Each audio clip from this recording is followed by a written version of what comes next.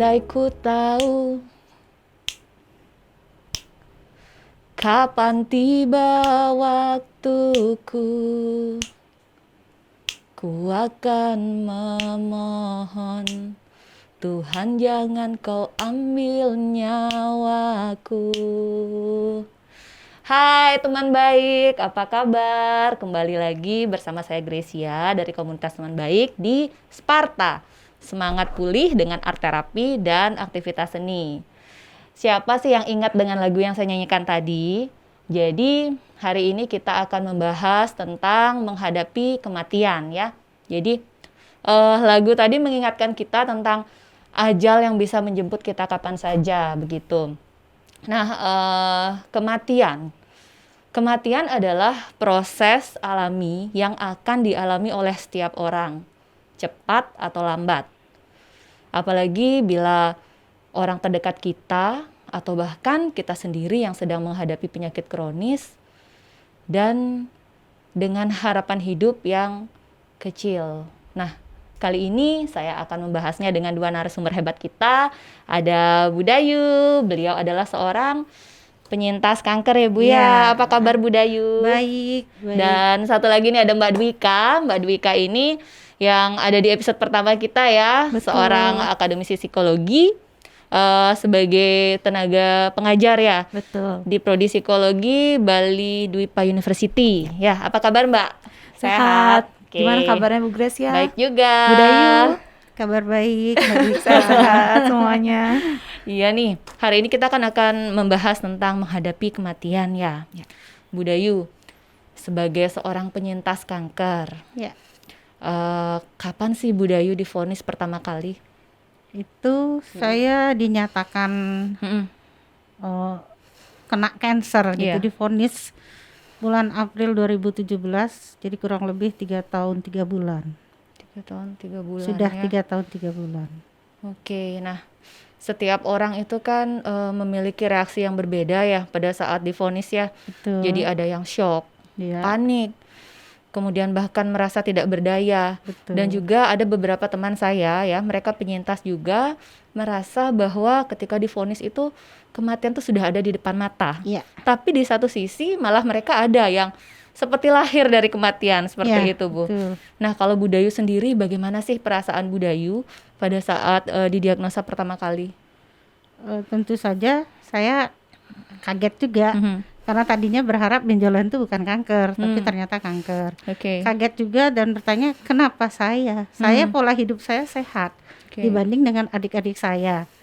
Kok saya kena gitu. Tapi kalau untuk shock, saya sempat menangis 2 hari. Tapi setelah 2 hari aja ya Bu? 2 hari aja. Luar biasa ya. Terima kasih. Jadi setelah menangis 2 hari saya berpikir ini tidak menyelesaikan masalah. Saya memutuskan saya harus siap menjalani pengobatan yang disarankan oleh dokter.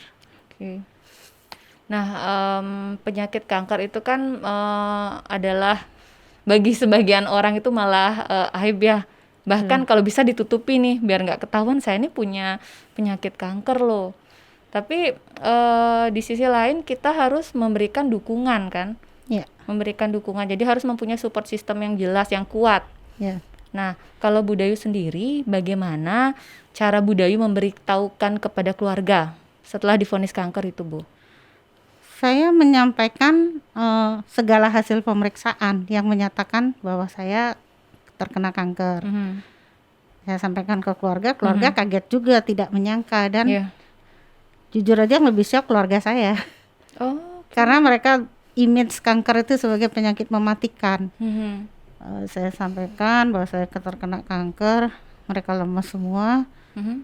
Ya sudah, saya lega sudah menyampaikan. Saya langsung ada kemungkinan saya akan meninggal karena kanker. Itu yang saya jadi sampaikan. Ibu sudah menyampaikan itu di awal ya? Iya. Bahwa suatu saat ya artinya cepat atau lambat kita nggak tahu kita akan meninggal karena penyakit ini begitu? Iya, kemungkinan besar, tetapi selalu ada kemungkinan untuk sembuh. Saya menyampaikan begitu. Ya sebagai manusia hanya bisa menyerahkan saja. Saya berusaha, tetapi saya tetap ingatkan keluarga harus siap juga. menghadapi saya pada saat saya menjalani pengobatan, perubahan yang terjadi pada diri saya secara fisik dan mental, juga harus siap sewaktu-waktu saya dipanggil. Oke, luar biasa Bu. Jadi Ibu sudah benar-benar memikirkan ke depannya bagaimana ya. Iya. Nah itu kan termasuk berat ya, bahwa kita pun kadang berpikir yang membuat kita berat itu kan kemelekatan ya, memikirkan keluarga kita nanti bagaimana pada saat kita nggak ada, betul ya Bu? Iya. Seperti itu. Terus support sistemnya sendiri selain keluarga apa ada dari mana nih Bu? Apa Ibu juga ikut support group ya untuk para penyintas cancer itu apa ada? Saya langsung berpikir saya harus berusaha survive. Selain mencari di Google, jujur aja di internet. Karena pada saat itu belum pernah mendengar tentang apa sih namanya Bu, untuk support grupnya untuk penderita kanker payudara belum ya? Ada waktu itu, saya belum tahu. Yang cuman sebelumnya memang saya adalah pendamping pasien kanker. Sedikit Di tidaknya awal Ibu adalah pendamping. Iya, jadi 3 tahun setelah saya menjadi pendamping, saya akhirnya divonis kanker. Jadi saya udah punya bayangan pendamping kanker keseluruhan atau memang hanya kanker payudara nih? keseluruhan. Ya, termasuk kanker, terutama kanker perempuan. Jadi payudara, serviks. Ya. Cuman saya belum banyak tahu waktu itu. Saya sebatas menguatkan, memberi semangat. Ketika saya dinyatakan dan divonis kanker, saya memutuskan untuk mencari informasi kepada yang sudah mengalami, lebih dahulu mengalami. Jadi sudah menjalani pengobatan yang akhirnya sembuh. Bagaimana sih cara mereka kok bisa melalui? Yang saya tahu mereka yang menjalani pengobatan kanker pasti fisiknya akan lemah, mentalnya akan down, melemah juga. Seperti itu saya mencari support system. Oke, nah selain terapi medis kan, apa ada Ibu mengikuti pengobatan holistik yang lain Bu? Saya kebetulan dipertemukan dengan banyak dokter yang baik hati. Jadi saya diajak untuk ikut meditasi. Jadi pengobatan tidak semata-mata dengan medis, untuk mengelola pola pikir kita, menguatkan mental. Saya diajak ikut meditasi, yang pada intinya ternyata belajar meditasi itu artinya belajar menerima.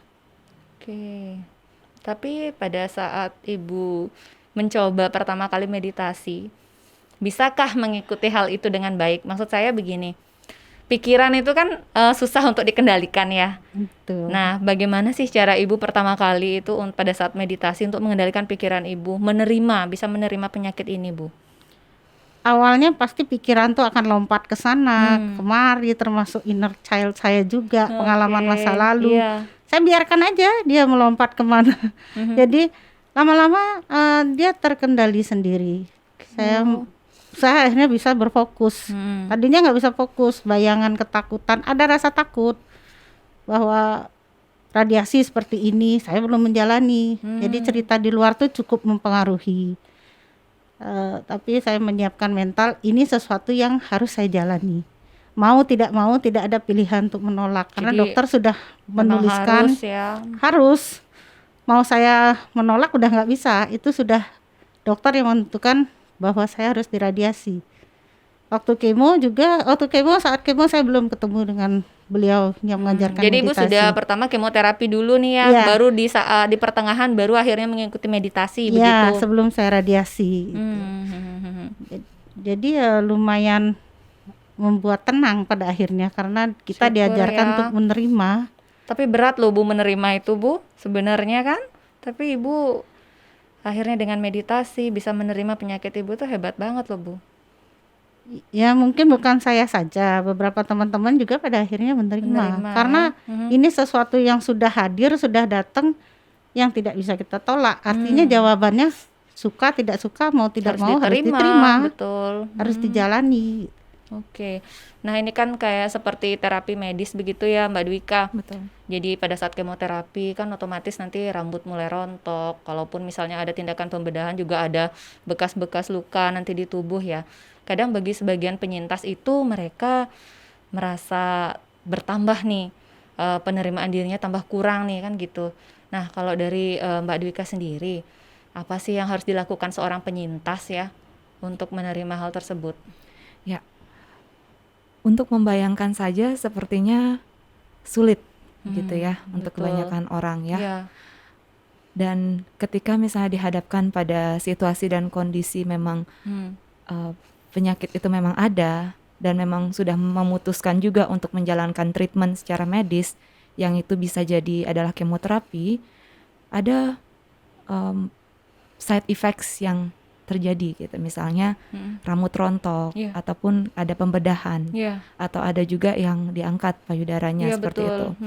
Nah, memang seperti yang Bu Grace sebutkan tadi, sulit gitu menerima gitu, dan memang itu butuh proses dan itu ada orang yang lama prosesnya, ada juga orang yang cepat prosesnya. Betul, betul. Ya. Nah, disinilah yang paling penting adalah bagaimana para penyintas berkomunikasi dengan dokternya, dengan perawatnya, untuk mengkomunikasikan kira-kira apa saja sih yang akan dia alami. Hal itu nantinya akan memberikan gambaran sehingga mempersiapkan dia untuk menerima hal-hal yang terjadi. Misalnya, ada suatu contoh gitu ya, ketika saya berkesempatan untuk mewawancara salah satu penyintas kanker, dia diberikan instruksi oleh dokternya, gundul saja rambutnya gitu selama menjalani kemo. Dia tidak ingin menggundul rambutnya, dia pengen tahu separah apa sih efeknya obat ini gitu.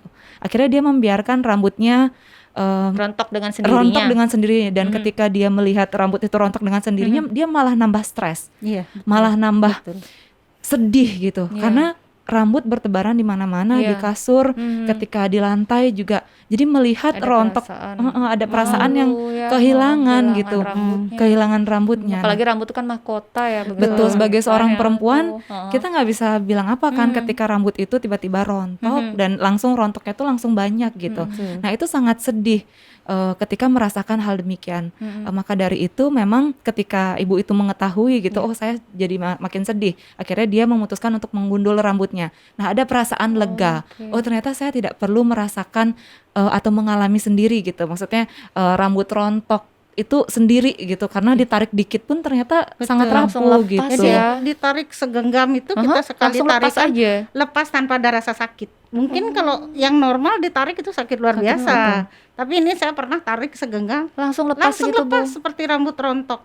Oke. Ya, jadi saya awal pun begitu kemo pertama melihat, saya nonton TV begini, saya noleh, ini rambut saya bertebaran, jatuh itu tanpa ditarik. Kalau di kasur itu udah karena gesekan kepala mungkin kena gitu. Akhirnya saya pun memutuskan gundul aja. Ternyata betul kata Mbak Dwika, lebih shock kita melihat rambut kita bertebaran. Ya ampun, dia lepas. Ngaruh nggak sih, Bu, ketika di awal dokter mengatakan lebih baik langsung aja digundul?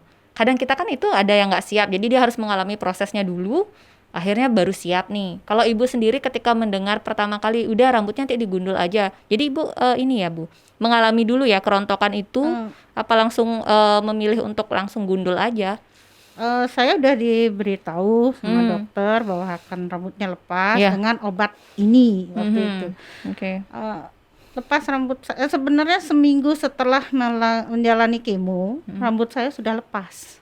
Oh, langsung ya. Langsung seminggu setelah lepas. Jadi saya juga penasaran gimana sih kata orang. Jadi sebenarnya itu lebih ke rasa penasaran, ingin tahu. Iya, ya. Akhirnya saya coba tarik. Tarik segini lepas. Saya tarik lebih banyak lagi, saya genggam, lepas tanpa ada rasa sakit. Jadi langsung jomplang begitu, langsung koplak begitu segini. Akhirnya saya ngapain sih kayak begini, lebih baik saya gundul. Jangankan seorang penyintas ya, Mbak Betul. Dwika, Bu Dayu, seorang ibu menyusui aja ya, itu kan pasti akan mengalami kerontokan. Iya. Lebih banyak aja rontoknya sudah mulai, aduh kok kayak gini ya. Nah, apalagi seorang penyintas ya, dan untungnya akhirnya menerima dengan keadaan itu. Dan kalau saya boleh sampaikan, lebih baik digundul karena rambut yang tumbuh ukurannya lebih besar dari rambut yang lama. Kalau enggak digundul lucu, jadi ada rambut halus, ada rambut tebal. Ada teman yang Justru begitu. lebih bagus ya nanti Justru tumbuhnya dan ya. tumbuhnya itu lebih tebal dari sebelumnya. Oh gitu. Ya, justru kalau ada teman kebetulan dia tidak mau digundul. Pakai wig berarti ya? Kalau saya terus terang enggak pakai apa. Ibu tidak pakai apa? Enggak, saya ke rumah sakit dalam keadaan gundul karena saya banyak lihat teman-teman juga begitu. Hafal apa sih yang harus ditutupi? Ya udah, ketawa, ya saya kembali ketawa aja. Saya enggak pakai wig. Jadi saya punya wig kemarin itu ada 5, saya sumbangkan ke teman-teman, masih ada 1 di rumah. Oh gitu. Saya nggak mau pakai karena ternyata pakai wig itu gerah. Nggak nyaman ya? Nggak nyaman. Jadi kalau orang membayangkan nggak masalah pakai Tapi wig. ada ya yang nggak pede ya, dia tetap pakai wig harus ya untuk keluar misalnya ke dokter ada ya. Bahkan rambutnya sudah tumbuh seharusnya sudah nggak pakai, dia masih pakai, katanya nggak pede. Pede. Kalau saya karena merasa risih, apalagi cuaca panas, kok malah gatel, kitanya yang dipersulit, terus saya buka aja nggak pakai apa-apa. Jadi di rumah sakit sambil berobat itu karena menjadi orang yang dinyatakan kanker, divonis kanker, mengalami pengobatan, rumah sakit itu bisa dikatakan rumah kedua. Oh ya, Hampir setiap hari. Iya. Dan pada saat ibu berobat itu ya kemoterapi dan yang lainnya ya, itu ibu ditemani dengan keluarga. Yang pertama aja. Selanjutnya sendiri. Sendiri, karena pertama itu karena saya tidak tahu, takut begini, ada rasa takut, khawatir dari pengalaman orang lain. Nah setelah merasakan, oh ternyata reaksi obat baru besoknya. Saya datang sendiri, kemo, selesai kemo saya pulang. Tapi itu bukannya berdasarkan kondisi ya, karena saya dengar ada beberapa penyintas setelah kemo dia langsung drop. Itu gimana tuh Bu? Itu kembali kepada kondisi saat dia persiapan sebelum menjalani kemo. Apa dia sudah istirahat dengan cukup, sudah sarapan dengan baik. Jadi itu ya istirahat, sarapan. Iya, sebelum kemo. Kembali juga ke obat apa dulu. Tergantung berarti ya obat apa yang diberikan. Ya, kalau masih kanker yang belum menyebar, obatnya ini. Nanti kalau yang sudah menyebar, berarti tergantung stadium juga ya, itu tergantung obatnya. Stadium. Saya lihat bukan tergantung stadium juga, banyak juga yang stadium lanjut ya happy aja. Jadi kembali ke penerimaan masing-masing. Saya banyak teman yang sudah sembuh, dinyatakan sembuh, kambuh lagi itu jadi stadium lanjut menyebar ke kemana-mana, tetapi dia menjalani kemo happy aja ya. Iya. Nggak masalah, ketawa-ketawa, dia bawa makanan seolah-olah tidak apa-apa. Tidak ada apa-apa ya, baik-baik saja. Tapi ada juga yang harus ditemani suami, anak, dan dengan wajah yang sedih gitu. Iya, sekarang kembali ke masing-masing orang. Seberapa jauh sudah bisa menerima ya, berdamai dengan dirinya. Betul. Berat ya Bu ya, untuk berdamai dengan diri, menerima kondisi diri bahwa kita ini penyintas juga lumayan berat kan bagi sebagian orang ya. Tergantung dia menganggap sesuatu kejadian ini, divonis kanker ini apakah sesuatu yang menakutkan atau yang istimewa atau pengalaman baru yang menyenangkan. Oke, tapi sekarang cara pandangnya. Oh gitu ya. Tapi kalau dari Bu Dayu, pernah nggak sih Bu merasa kenapa sih harus saya menyesali loh, kenapa sih saya sampai terkena kanker? Atau Ibu justru malah bersyukur nih menjadi orang spesial nih? Awalnya saya bukan kepada menyesal. Kok saya sih gitu? Kenapa saya? Kenapa adik-adik saya makannya sembarangan? Kata orang kanker itu kan karena makanan. Saya menjaga pola makan, pola hidup. Lah yang kena saya. Tapi akhirnya berpikir, sudahlah, ini sudah datang. Ibarat dia sahabat baru dalam diri saya. Ya menjalani saja, begitu saja. Nah terus untuk kanker ini kan menakutkan bagi beberapa orang, dan kita juga tahu apabila kita divonis kanker artinya banyak orang mengaitkan dengan kematian begitu Bu ya. Apakah Bu Dayu, kan tadi sudah di awal Ibu sudah menyiapkan nih diri Ibu dan keluarga Ibu untuk menerima semua ini, termasuk bagaimana nanti suatu saat apabila harus meninggalkan dunia ini begitu ya Bu ya. Nah kondisi anak-anak seperti itu berarti mereka sudah ikhlas ya, artinya benar-benar mensupport full ya, termasuk dalam hal menghadapi kematian ini ya. Saya lebih menanamkan bahwa semua yang hidup pasti akan meninggal. Itu pertama. Yang kedua, saya menyiapkan anak-anak untuk bisa mandiri pada saat saya nanti tidak ada. Jadi Oke. apa yang menjadi tugas saya yang biasa saya kerjakan agar nanti kalau saya tidak ada, anak-anak bisa mengerjakan. Dan harus mengikhlaskan. Saya bilang ke anak-anak, saya sampaikan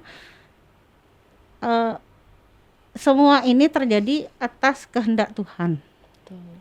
Jadi kita tidak bisa berbuat apa-apa kalau urusan kematian itu murni urusan Tuhan yang Ya, tidak bisa itu di kita luar campur. kendali kita ya. Ya, di luar kendali manusia. Mhm. Jadi tidak ada pilihan selain menerima. Menerima. Jadi saya juga mengajarkan ke anak-anak Mhm. tidak usah terlalu mencintai mamahmu. Karena nanti begitu kehilangan tidak terlalu sakit. Biasa saja. Jadi pengobatan pun saya menjadi lemah, saya sempat tidak bisa duduk, saya tidak bisa selama kemo. Karena obatnya lumayan juga karena kanker saya sudah ada penyebaran. Jadi anak-anak biar tidak kaget. Jadi apapun yang terjadi, terimalah itu sebagai proses yang memang harus terjadi. Begitu ya. Iya. Kalau dari Mbak Dwika nih, kan tidak semua orang bisa ya sesiap seperti keluarga Bu Dayu. Nah, apa sih yang harus disiapkan keluarga nih apabila mengalami hal-hal tersebut? Ya. Penting sekali untuk melakukan komunikasi tadi ya Bu Dayu kepada keluarga gitu. Mau tidak mau kita memang memilih untuk menceritakan kondisi kita kepada keluarga. Kenapa? Untuk mengurangi perasaan seperti shock Ya. mungkin atau kekecewaan di belakang.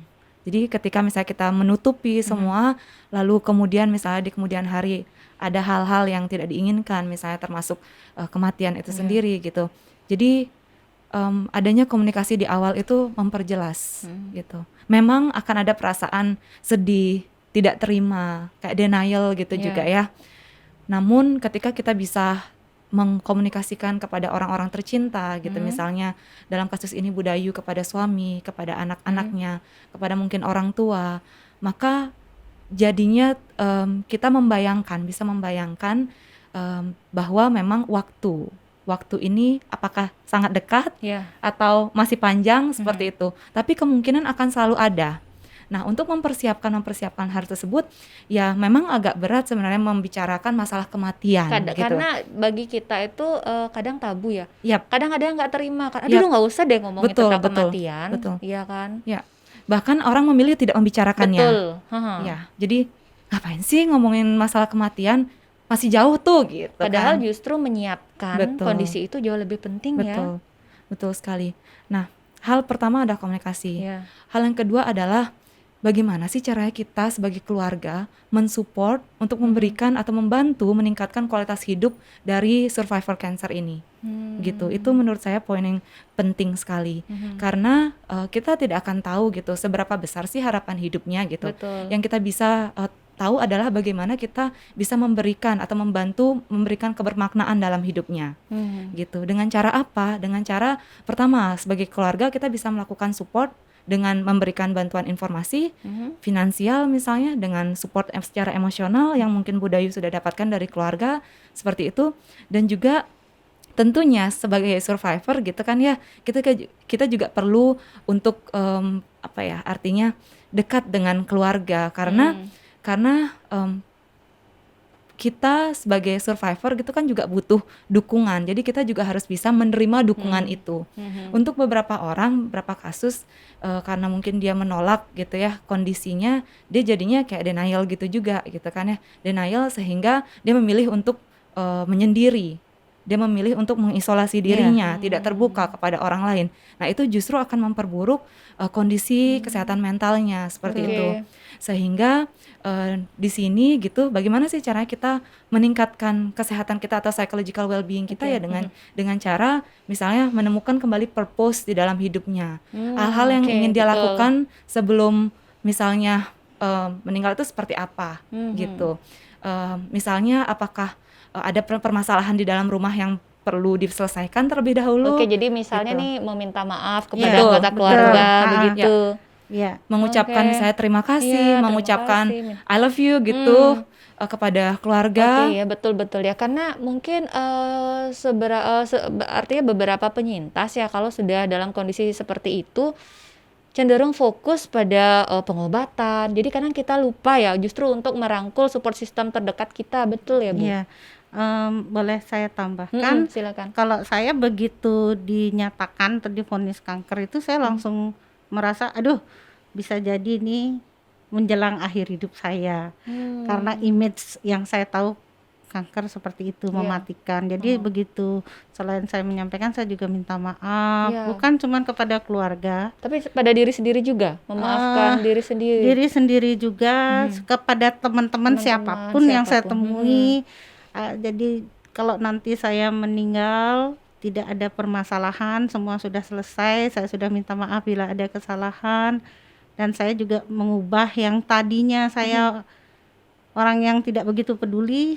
Saya berusaha, ini mungkin waktu saya tinggal sedikit, jadi saya manfaatkan untuk kegiatan sosial. Saya Luar merasa biasa, Bu Dayu. selama ini saya tidak memanfaatkan diri saya. Justru sekarang ini Ibu mendedikasikan diri Ibu untuk kegiatan-kegiatan sosial. Iya, jadi ada grup-grup sosial, yayasan. Ibu aktif di dalamnya ya, gabung begitu? Saya bergabung, jadi bukan kepada manusia saja, kepada hewan Luar juga. biasa nih Bu Dayu. Iya, saya jujur aja merasa bukannya bagaimana ya, saya lebih merasa seperti lahir jadi manusia baru. Karena tadinya saya orang egois yang kenapa sih harus begini, urus saja diri sendiri. Sekarang lebih, oh ini semacam peringatan dari Tuhan, bukan memandang negatif, peringatan tidak selalu negatif. Jadi ini saya seperti disentil, diingatkan selama ini terlalu egois. Jadi saya langsung ikut gabung.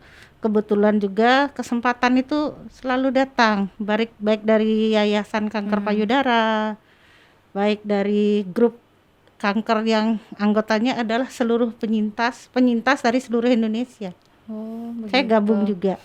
Oke, terus Bu Dayu, seberapa sering sih Bu ada pikiran atau perasaan takut dalam menghadapi kematian Bu?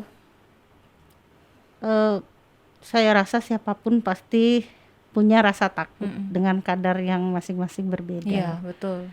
Ya, saya juga merasa kalau boleh jangan dong cepat-cepat dipanggil. Kalau boleh ya, saya masih ingin bermanfaat, masih ingin ada mungkin apa yang bisa saya lakukan untuk orang lain atau siapapun. Tetapi kembali lagi itu di luar kendali saya. Oke, betul. Mau tidak mau itu semacam, kadang-kadang saya pun berpikir jangan terlalu dipikir deh, yang penting bagaimana saya meningkatkan kualitas hidup saya sekarang. Betul. Nanti setelah meninggal saya sudah tidak tahu akan bagaimana, seperti apa, saya sulit membayangkan. Jadi dipanggil itu dalam keadaan saya sudah memanfaatkan diri saya sebaik mungkin. Jadi manusia yang ada manfaatnya lah begitu. Nah, ketika perasaan takut datang, pikiran-pikiran yang tidak baik itu datang ya, apa sih yang Bu Dayu lakukan untuk pengalihan Bu? Kalau perasaan itu datang, terutama kalau ada serangan nyeri, Iya. nyeri yang lumayan hebat di bagian di bagian tubuh saya kadang merasa apa malam ini saya akan dipanggil. Tapi saya langsung berdoa. Doanya juga, ya Tuhan, apapun yang Kau kehendaki saya menerima. Itu kalau lagi sedang serangan. Kalau sedang dalam keadaan biasa, saya memilih melakukan kegiatan. Seperti apa contohnya Bu? Ya kegiatan sehari-hari sih, seperti masak, bersih-bersih. Saya kebetulan suka berkebun, menulis. Saya suka Ibu menulis. suka journaling juga ya? Iya, suka journaling Selain juga. itu ada lagi kah yang Ada, Ibu kadang lakukan? kata saya ingin menggambar, ya saya menggambar. Macam mungkin saya bukan seorang seniman, tetapi paling tidak saya lagi kesal atau lagi marah, saya tumpahkan itu. Oke. Meskipun bentuk gambarnya nggak bagus-bagus amat, atau lagi senang.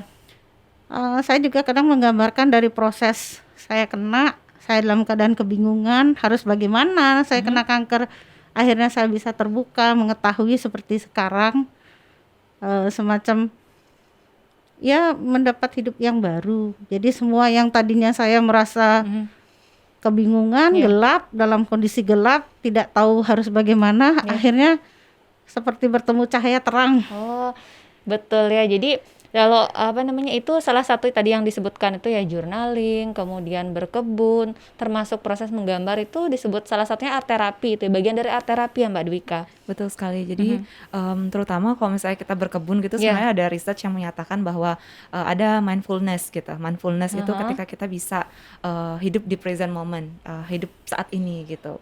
Nah, ketika misalnya berkebun gitu, kita merasakan ketenangan gitu. Iya, Kita bisa betul. melihat bertumbuh gitu. Jadi kita Iya. bisa berfokus pada aktivitas tersebut, sehingga kita Oke. bisa merasa lebih lega, lebih calm gitu. Nah, terkait dengan mungkin kegiatan journaling itu Iya. sebenarnya menarik sekali, dan itu memang bisa membantu kita untuk mengekspresikan perasaan kita.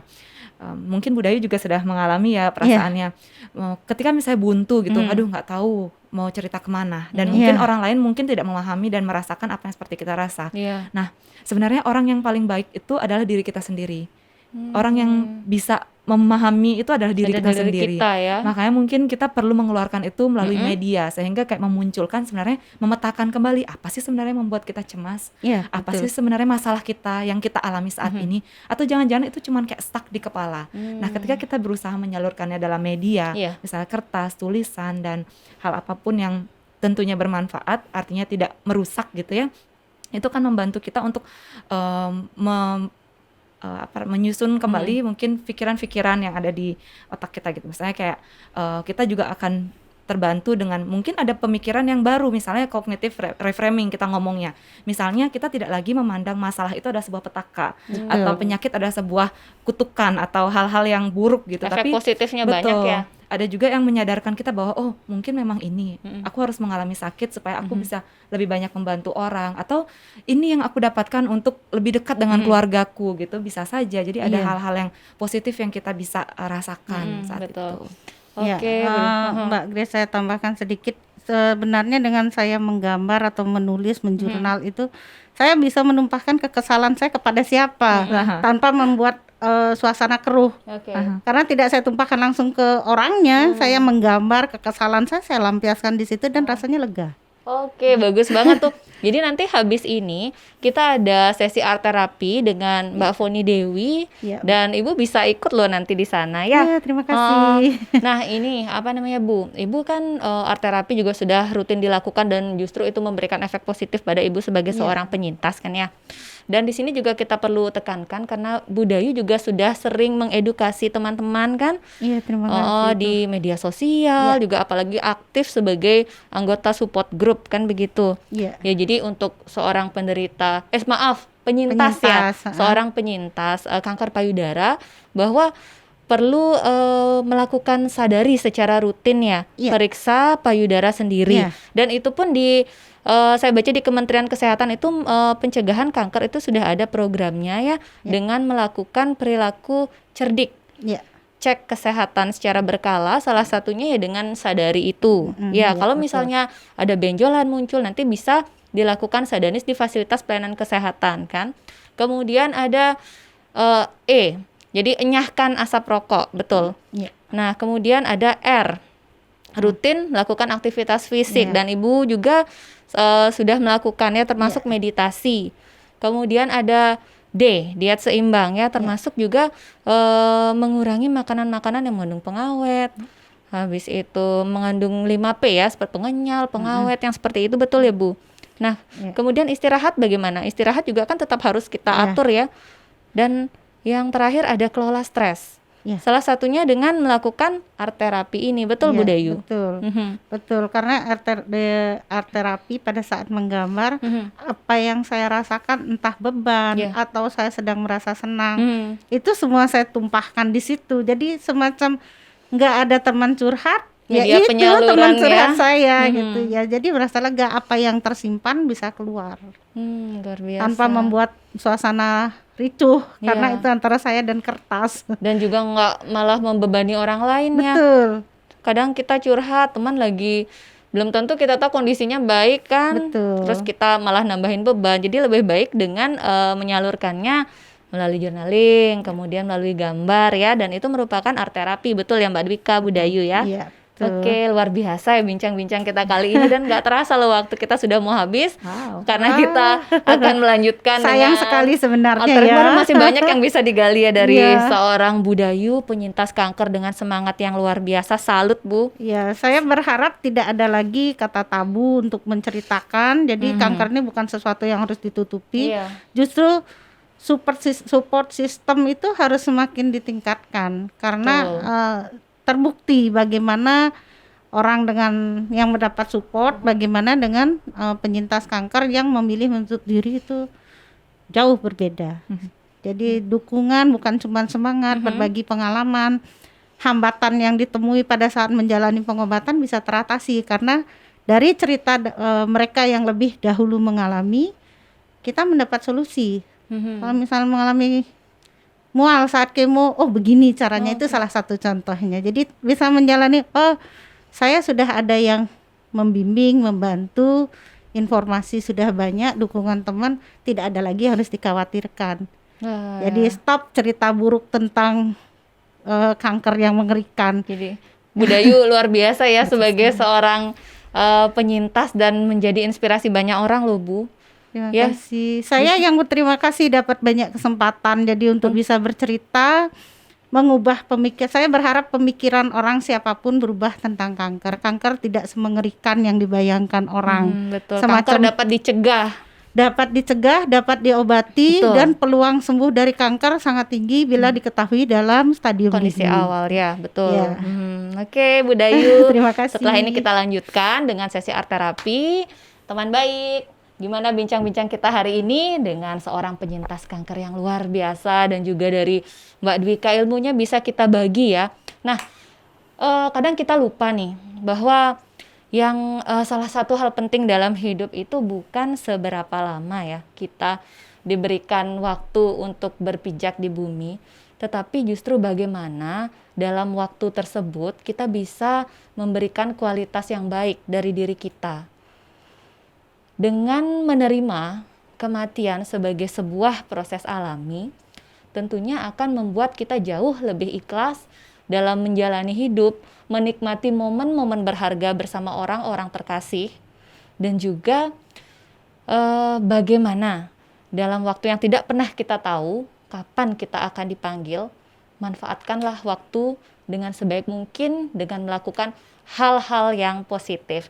Oke teman baik, apabila kalian punya topik yang ingin diangkat di Sparta, jadi kalian bisa langsung kirimkan DM ke @berteman_baik. Dan jangan lupa sebentar lagi kita akan lanjutkan dengan sesi art terapi bersama Mbak Foni Dewi, Budayu, ada Mbak Dwika juga ya. Oke, sampai jumpa minggu depan. Bye-bye. Hai teman baik, kembali bersama saya di sini Foni Dewi. Sekarang saya akan memberikan sesi praktek art terapi.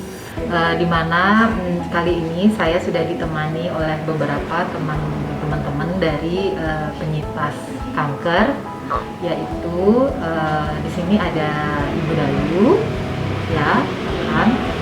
Ibu Dayu, ada Ibu Yudi, ya, dan di sini saya akan membimbing Ibu Dayu dan juga Ibu Yudi untuk bagaimana melepas emosi di saat kita merasa sangat down, karena kan pastinya ya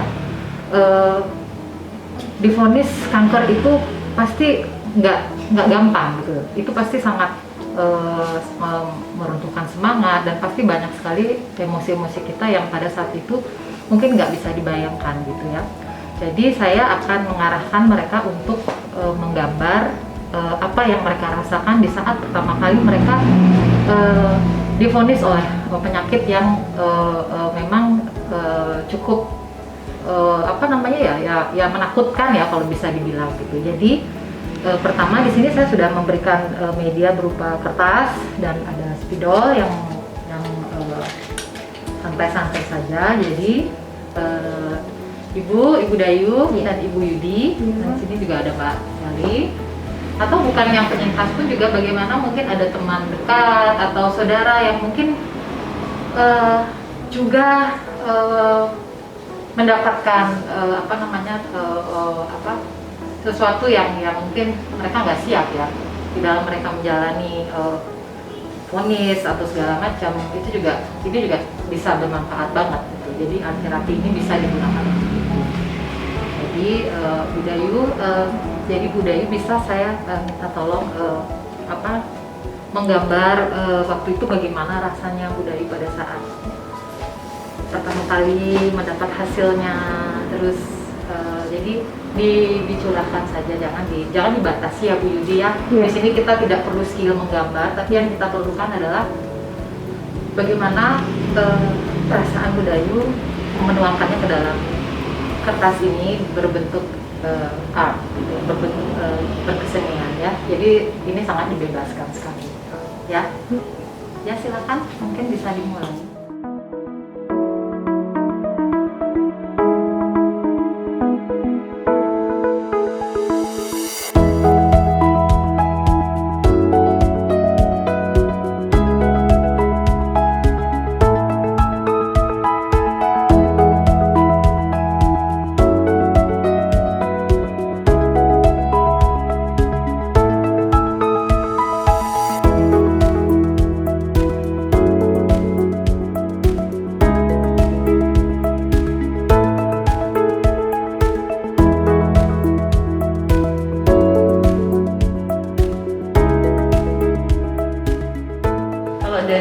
Dari Bu Yudi sendiri bisa nggak diceritakan Bu? Ya, pertama kali divonis, tentunya sedih ya. Kemudian saya gambarnya saya tuangkan seperti ini, gambar susu. Terus yang gimana? Kira-kira tempatnya saya divonis, kenapa mesti di sini?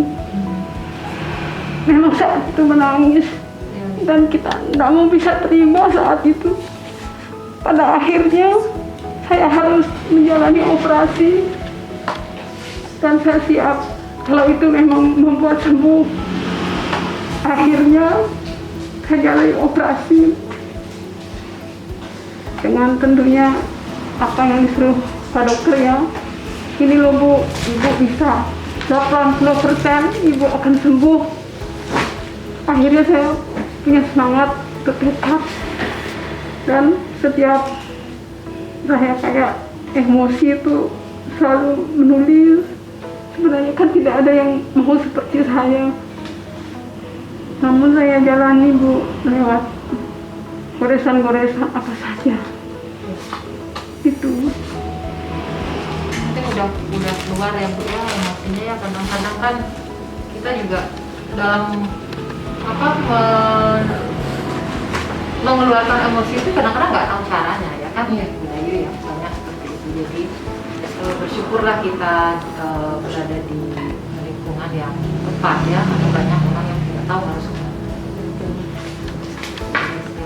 Saya tahu ini tidak mudah karena saya pun mendampingi ya. Saya jangankan ibu yang langsung, saya mendampingi. Jadi saya merasakan bagaimana keputusasaannya saya, ibu saya, pada saat itu. Saya selalu punya empati yang cukup besar ya untuk para penyintas kanker. Jadi kita emang nggak pernah tahu ya kematian datangnya kapan, dan kita juga nggak pernah tahu apakah kita mungkin di kedepannya kita juga bisa kena kan gitu ya, karena kita nggak pernah tahu gitu. Semuanya serba tidak kita ketahui. Iya, ada malah teman saya sehat banget, orangnya semangat banget. Ternyata dia diam-diam ya baru cerita sama saya tuh pernah divonis kayak begini gitu. Cuman dia ya maaf, dia memang tidak mau dioperasi, dia punya cara lain gitu ya. Cuman ternyata dia pun penyintas gitu loh Bu. Kalau saya di sini memposisikan diri sebagai seorang keluarga yang memiliki orang terdekat sebagai seorang penyintas gitu. Jadi inilah gambaran yang saya bisa tuangkan di sini, bahwa seperti ada rasanya berat banget ya mendengar orang terdekat kita itu ternyata harus divonis menderita kanker seperti itu. Jadi di sini ada kesedihan, kemudian di sini ada awan-awan gelap. Ya. Karena sebagai seorang penyintas dan juga keluarga yang memiliki orang terdekat dan divonis untuk kanker ataupun penyakit kronis lainnya memang sangat berat. Pasti berat. Iya, sangat berat. Tapi dengan adanya support system yang kuat dan dari diri sendiri juga kita tahu ya bagaimana cara menuangkan emosi-emosi kita itu tentunya dengan salah satu ya dengan art terapi seperti ini kan setidaknya bisa membantu membuat para penyintas juga lebih lega, begitu juga keluarga. Ya. Kalau saya sengaja ini ya, jadi karena saya tadi sempat terlintas tahu saya pengen gambar mungkin sosoknya perempuan bersujud entah malaikat, yang jelas ini adalah malaikat spirit. Saya ingin beliau datang di sini memberikan healing energi buat Bu Dani, buat Bu Idi ya. Terima kasih. Sepertinya mungkin beliau datang dalam gambaran saya. Jadi saya pun merasa seperti sangat terketuk hati saya, Bu, mengajarkan saya untuk lebih bersyukur bahwa saya masih diberi kesehatan. Ya. Kadang-kadang kita kan sering sebagai manusia merasa bahwa kurang ini, kurang itu, gitu ya. Begitu saya didampingi, saya juga sering datang ke Panti Dria Raba. Di Denpasar ada, di sana saya bisa belajar bahwa banyak orang-orang yang ada di apa namanya dengan hidup dengan banyak limit, tapi kita melihat mereka bisa melewati gitu. Gitu. Mudah-mudahan banyak malaikat baik ya, spirit-spirit yang baik yang membantu proses penyembuhan dari Bu Yudi dan Dayu. Pokoknya tetap semangat. Tadi jelaskan nggak detail Ini saya gambarnya sederhana aja. Ya, soalnya kan yang lain tadi semua full gitu. Bu Dayu kenapa di pojok? Terus ada ini menarik banget. Gambarnya tadi saya juga ada Kecil gitu. Bu Dayu, saya pikir kok nggak ada kesininya Bu Dayu. Iya. Kenapa saya memang buatnya di pojok kecil. Begitu dikatakan sama dokter, ibu terkena kanker, saya kebetulan menyebar.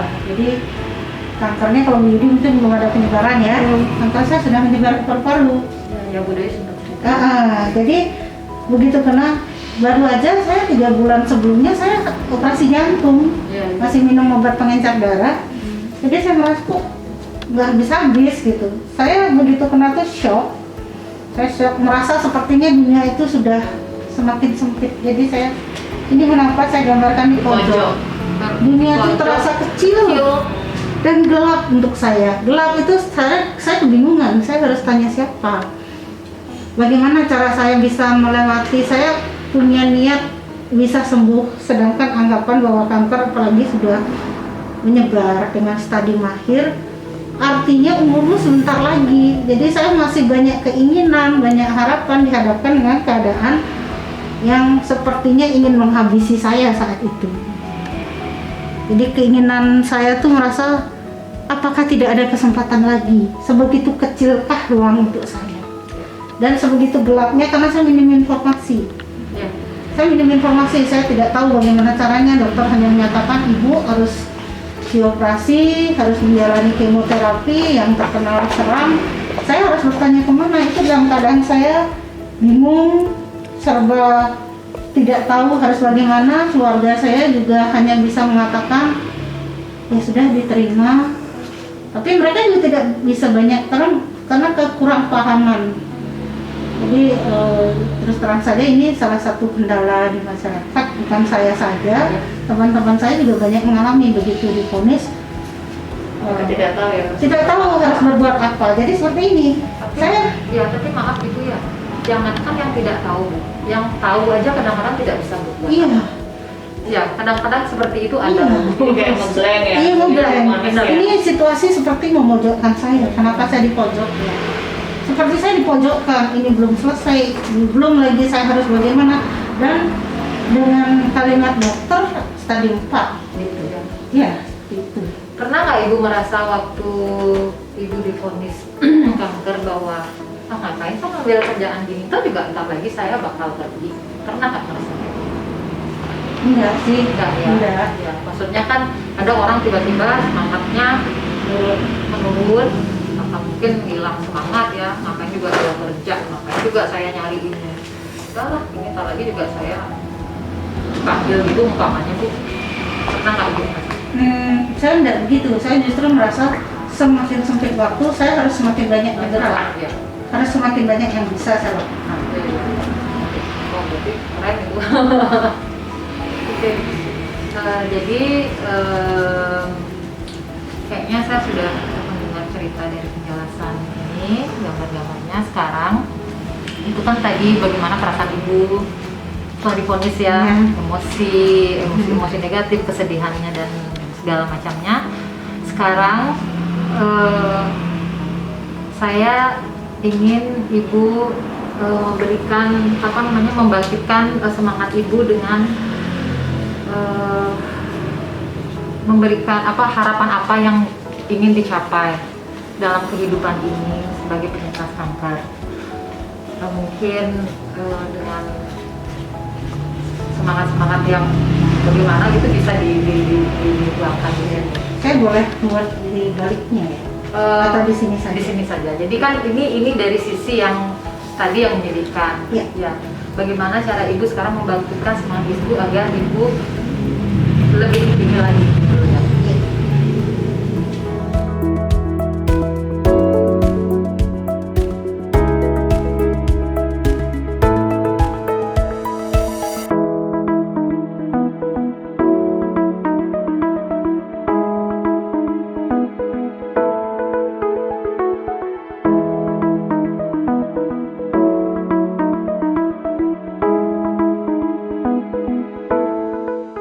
Mungkin dari Bu Yudi dulu deh ya, bisa dijelaskan itu apa harapan-harapannya. Harapannya kami kan setelah ketemu saat pertama kali kemo nih, ketemu Bu Dayu, saya dirangkul sama Bu Dayu bahwa dari pertama ketemu juga Pak Dokter Sudarse di mana kemo itu, jadi saya betul-betul mengikuti. Kalau untuk kesembuhan itu karena dokternya udah jelasin 80% bisa sembuh. Jadi ada harapan, ada semacam kayak yang merangkul saya sehingga saya membuat seperti payung gitu. Banyak, ternyata di komunitas itu banyak teman yang baik-baik. Ya. Nah, memang positif sekali. Juga di beri sana. semangat ya Bu ya. Ya. Jadi harapan saya untuk kenapa ibu saya buat hijau-hijau gini, saya berharap yakin kalau saya akan sembuh seperti sedia kala, walaupun dengan satu susu ya. Ya. Nah, itu jadi kiat-kiat semangat lagi. Sehingga gambar matahari ini memancarkan bahwa kedepannya saya ingin di saat tua, lansia, lebih panjang, lebih sehat dengan lansia gitu harapannya. Kalau budaya bagaimana? Ini saya menggambar, nah ini saya mengapa warna merah? Saya merasa akhirnya punya energi. Saya mendobrak, ini saya menobrak apa yang mengkungkung saya, yang membatasi dan mengekang saya. Saya bisa bersemangat dan saya bertemu dengan teman-teman. Meskipun energi mereka macam-macam, mungkin mereka ada yang ada yang mungkin jadi mungkin ada yang masih sedih, ada yang mulai gembira, ada yang putus asa, ada yang bersemangat. Jadi dengan berbagai macam teman saya bertemu. Tapi berpegangan tangan ya? Iya, kita saling berpegangan tangan, saling menguatkan, saling menguatkan, saling memberi support. Jadi yang berwarna-warni ini kita menjadi satu. Ya. Dan akhirnya kenapa ini cahaya kuning itu lambang semangat, happy, gembira. Jadi mungkin kalau Bu Yudi bisa sedikit cerita, di grup itu tidak semata yang serius, kadang bercanda, keisengan. Seperti nggak ada apa ya Bu ya? Iya, akhirnya teman-teman seperti tidak terjadi apa-apa dan banyak dari mereka membuka usaha kembali. Jadi punya wirausaha mereka. Karena selama pengobatan harus putus dari pekerjaan karena pengobatan yang lama. Tetapi semangat untuk seperti mendapat hidup baru, new life gitu. Jadi ini cahaya terang, cahaya kuning kegembiraan, ada semangat baru, merasa cerah kembali seperti itu. Jadi kita sudah selesai dengan itu. Kalau saya sih Mbak Foni melihat ya sebagai bagian dari support system itu ternyata ini ada tangan mengepal ya. Artinya bagi saya di sini ada semangat ya. Jadi diperlukan semangat dalam proses penyembuhan para penyintas dan juga semangat dari support system mereka sendiri. Jadi seperti saya memposisikan diri sebagai anggota keluarga dengan hidup dengan penyintas begitu. Jadi saya pun juga harus semangat sehingga menularkan energi semangat saya yang positif ke keluarga yang mengalami penyakit begitu sih. Jadi sehingga kehidupannya mereka termasuk kami para pendamping juga ya menjadi lebih berwarna. Karena kita kan nggak tahu sampai kapan kan. Betul. Iya. Tapi punya nggak keluarga? Kakek saya Pernah melewati. pernah ya seperti itu, cuman pada saat itu umur saya sih masih kecil, jadi mungkin empati apa itu masih belum terpaham ya, baik ya, belum paham. Jadi di sini ketemu dengan para penyintas langsung itu benar-benar suatu pembelajaran hidup ya. Jadi setiap hari dalam proses belajar ketemu dengan siapa, semua ini semua guru kan ya, guru kehidupan ini. Saya juga harus banyak belajar mereka. Baik, ini adalah hasil akhir kami di saat tadi art terapi, di mana di sesi yang kedua saya memberikan tutorial untuk para ibu Dayu dan Ibu Yudi sebagai penyintas kanker untuk memberikan harapan-harapan apa yang ingin dicapai di dalam kehidupan sebagai penyintas kanker. Menurut saya tetap kanker ini hal yang tidak mudah, tapi ini bisa dikendalikan dengan support system yang bagus, dengan semangat. Yang penting semangat. Bagaimana cara kita untuk tetap positif ya di dalam menyikapi semua yang terjadi. Saya tetap berharap semoga semua teman-teman penyintas kanker, baik yang keluarganya juga ada terkena kanker atau mungkin teman-teman baiknya, dan juga buat Ibu Yudi, Ibu Dayu khususnya, semoga selalu diberikan semangat yang positif bagaimanapun itu caranya, karena saya tahu itu tidak mudah, agar selalu bisa menjalani hari-harinya dengan penuh hal-hal yang positif, mewujudkan cita-citanya apapun itu, dan tidak terhenti karena hanya dengan menderita bukan menderita dengan penyakit kanker saja ya. Karena penyakit itu kadang-kadang anugerah buat kita ya, untuk kita bisa berubah ya, merubah cara kita berhubungan dengan orang lain kan gitu Bu ya, cara kita memulai hidup, mencintai diri sendiri gitu ya. Jadi intinya kita harus bersyukur, dan kita juga tidak tahu entah siapa yang akan duluan ya, karena belum tentu mereka yang kena kanker akan pergi duluan gitu ya, karena ini semua adalah rahasia Tuhan. Belum tentu karena kanker. Betul ya, rahasia ilahi. Rahasia, itu semua Ya. rahasia. Jadi mudah-mudahan dengan art terapi ini bisa membantu kepada meluapkan ya sedikit ya, mengekspresikan emosi-emosi yang ada di dalam diri ya. Stay positif, terima kasih teman baik, ketemu di Sparta minggu depan. Bye.